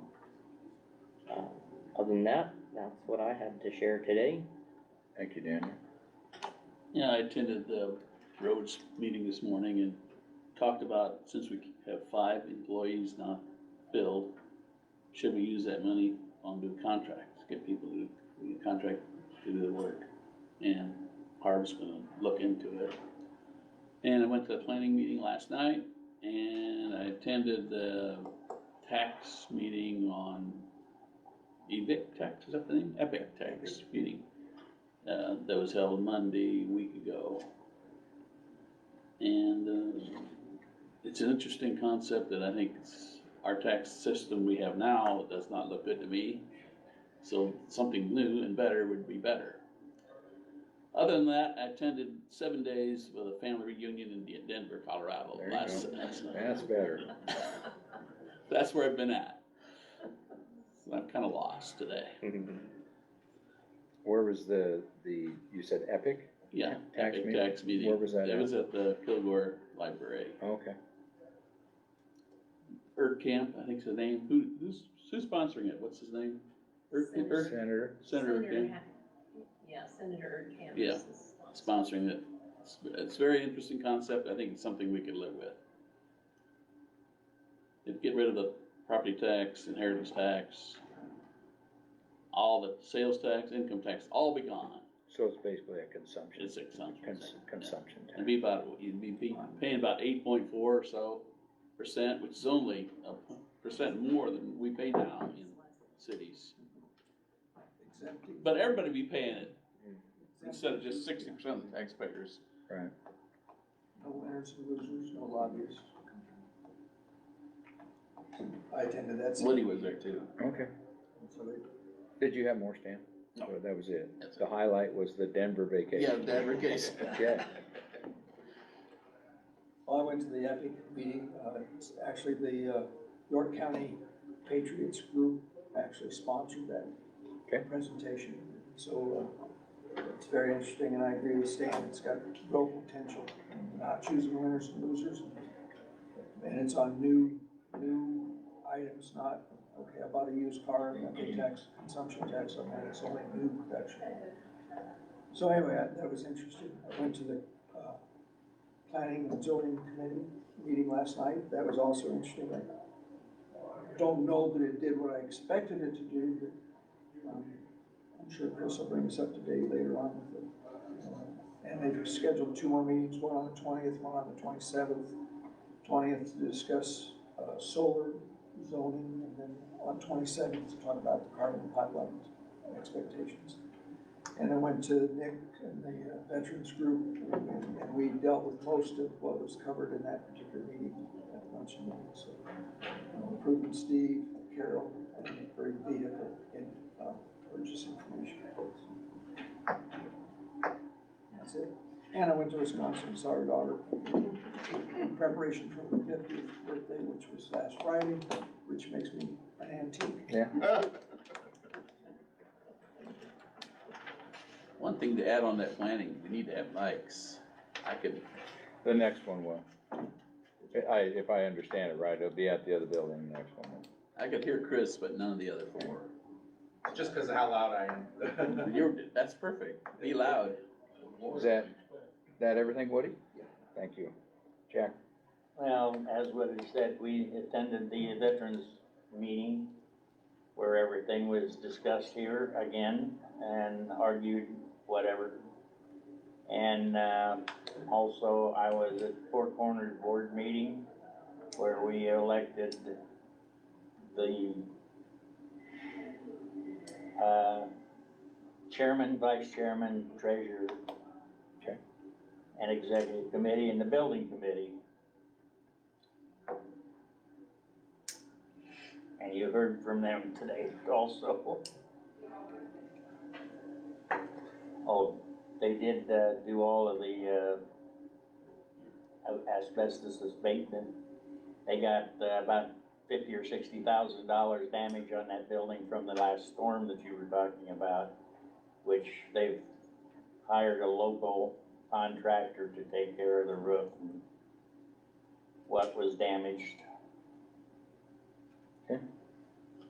Is that everything? That's it. Everything? No vacation for you? Yeah, the ER room at the There you hospital. go, somewhere. Okay, next meeting we'll have, you brought up, Woody, a little bit about carbon pipelines. To my knowledge, it's still on the agenda.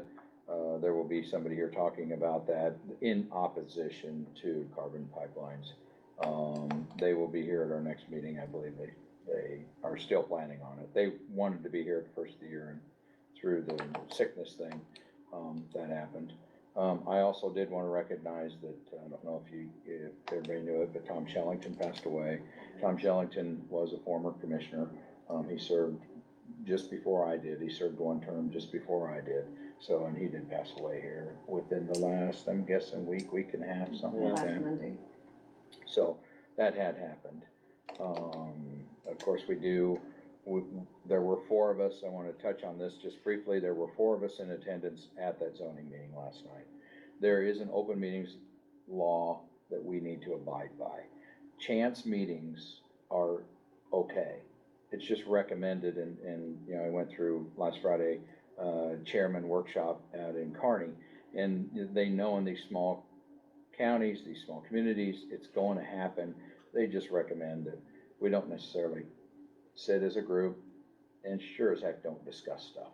You know, I mean, you can obviously talk, but just don't discuss stuff. So in case anything was to ever happen, and it has, you know, I mean, there's several instances across the state every year where somebody's disgruntled, sees something, sees commissioners together, and it's really tough. But one of the counties that I sat with was Cherry County, and there's three of them. So anytime two get together, Polk County the same way, anytime two get together, they have a quorum. So chance meetings are okay, just we need to be aware of our situation. Visitors, we did meet at last Wednesday.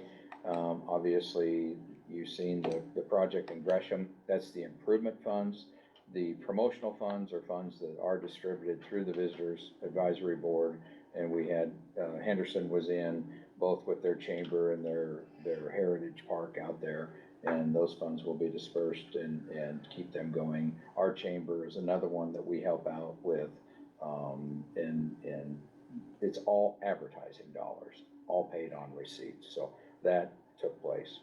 The other thing that through a meeting ago, and then Chris reviewed the contract for the opioid. That opioid, and I sent everybody a list of attachments, that has very specific ways to spend it. So if you have an opportunity to look through there and see, we are receiving funds. I have not signed the contract for the next one or signed the agreement for the next one. We will have to come up with plans because those funds need to be spent on Narcon, on advertising, on education. We need to brainstorm a little bit of how we're going to do that, and those funds undoubtedly will have to keep a trail and in case they're audited sometime. So it's not a huge amount. The spending schedule, I did not attach with it, but the spending schedule, or the income schedule is actually on the NACO site. If those of you that wanna see it, you can go to the NACO Nebraska site and that information will be on there. I'm thinking that account probably has about $5,000-6,000 in it, somewhere in there. That's kind of an annual settlement. And so it's not a lot of money, but it's some that we can use in education. We can use it in different ways. We just have to figure out how we're going to do it. So that is most everything. The meeting Friday had good content. They had the Purchasing Act, like we've seen this morning. Anything under 50,000, basically between anything up to 10,000, we can kind of just buy. 50,000, we have to, at our best effort, to go find 3 bids, but we can toss any and all bids. So we are not restricted to the low bid. We can toss any and all bids. So there's a lot of content like that comes out again and reminds us open meeting laws, just different things. Broadband was one of them. That's huge. So, and that will be coming. And as Daniel talked, we need to get together and figure out where our ARPA money needs to go, because even at the end of 2024, sounds like a little ways away. You know, we work on budget years and we're halfway through this one, and then we'll be into that 23-24 one. And, after we spend our ARPA money this year on aggregate is what we're doing, you know, there'll be in rough numbers, a couple $1 million that we need to figure out where it's going. So, and how it can service the county the best, you know, for the whole county. So, that's pretty much all I have. Did you have anything I today? haven't got to go on vacation either, so I'm good. There was only 2 of us commissioners in the county last week, Jack, me and you. I wasn't in the ER room though, so that's good for me. Yeah. Daniel didn't brag, but he was in Phoenix. Oh, yeah. Yeah. Oh. Yeah, so. He was the lucky one. He was keeping it low key. So at that, I am done with everything. We do, thanks for reminding me, Chris, we do have an executive session that we need to talk about. We need to go into executive session at 10:32 to prevent the needless harm to an individual. So entertain Would that motion. make that motion. Thank you. Gary, you staying too? Chris and Gary, and sorry, Cheryl, will stay with us. Thank you. Thank you. So I'll just leave. See Jim. At least you guys get paid. We do. We do. That was in the paper last week, by the way. We're going in executive session. Yes. Okay. He seconded it. All right. No other discussion, roll call. Brooks, Yes. Sykes, Yes. Siegel, Yes. Bear. There, yes. Yes. We have